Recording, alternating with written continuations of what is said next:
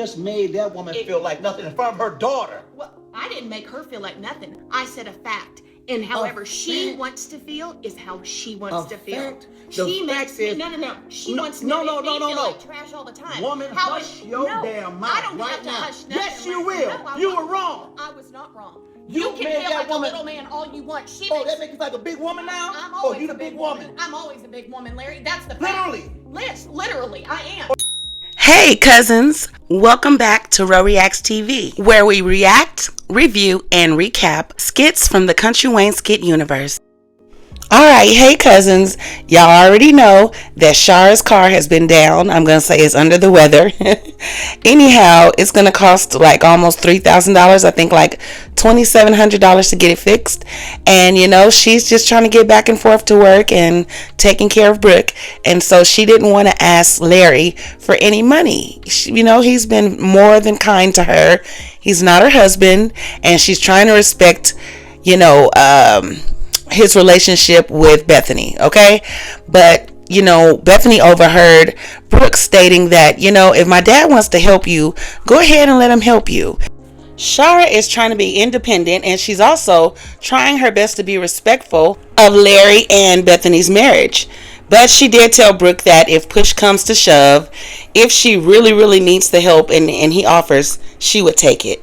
Sharra is trying to avoid all problems because she remembers what problems that couch brought into their relationship of their family.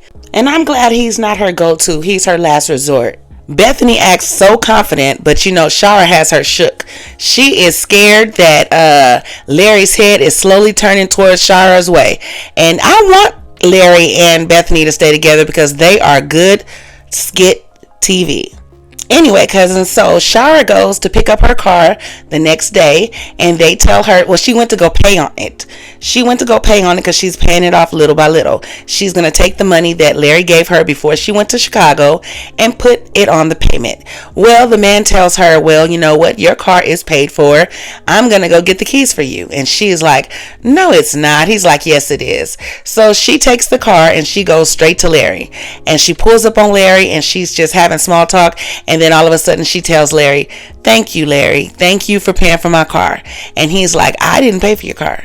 And so she's like, yeah, okay, whatever. I know you paid for it. So they go back and forth and back and forth. And she says, okay, well, I'm about to step inside and talk to Brooke. Brooke isn't feeling that well since they came back from Chicago.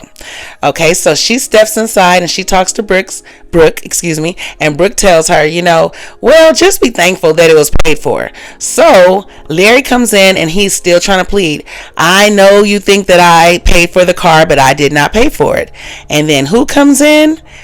Bethany. Bethany comes in and she's like, oh, you know, your car is out there. What are you doing here? She's like, yeah, my car went to go pick it up and somebody fixed it for me and I don't know who. And she was like, oh, but I bet you're very appreciative. She's like, yeah, I'm very appreciative. And if I get a chance, Bethany is like, so you would just thank the person? I bet you would thank the person, right? And then Sharra's like, yeah, I thank the person. And then she was like, Bethany goes, well, you know what? You could thank me. And then Brooke says, you paid to get the car fixed? And Bethany says, yes. Well, Sharra did not like that. Sharra was like, oh, you're being funny, huh? She's like, no, I paid for it, so say thank you to me or whatever. And she was like, I would never say thank you to you. She was like, but you just got through saying that you would be grateful to the person. She's like, you did this to make me look bad in front of my child. Bethany says, well, you know what, whatever. I want to be nice for you, so thank you. Say thank you. She's like, I would never say thank you. She was like, I really want to put hands on you, but I'm just going to go ahead and leave. That's how she said it. So anyhow, when she leaves, Larry tells Brooke to leave the room. Brooke is like, well, I done already heard y'all arguing. He's like, I don't care. You're going to have to go to your room and listen to it. And she's like, well, I am. I'm going to be listening. And so she leaves the room.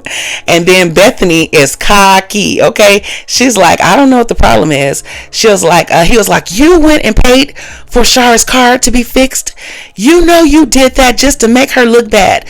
She's like, you know what? I went up there and paid for it because she was going to ask you to pay for it anyway. She's like, you don't know that. She's like, yes, I do. And you couldn't wait to go up there and pay for it. Child, Bethany, you are showing your insecurities, okay? You guys could all get along if you didn't just act the daggone fool all the time. Well, this really pissed Larry off. Larry snatched those glasses off and he's looking at her and he's like, you know what? You really did your big one this time. She's like, yep, I sure did. She just talking. And so I really want to see what's going to happen next and who is going to win this quarrel. Larry act like he got to show her who's the boss. So is he going to just go ahead and give Sharra the $3,000? Or is he going to even be a big boss and go get her a new car? I don't know.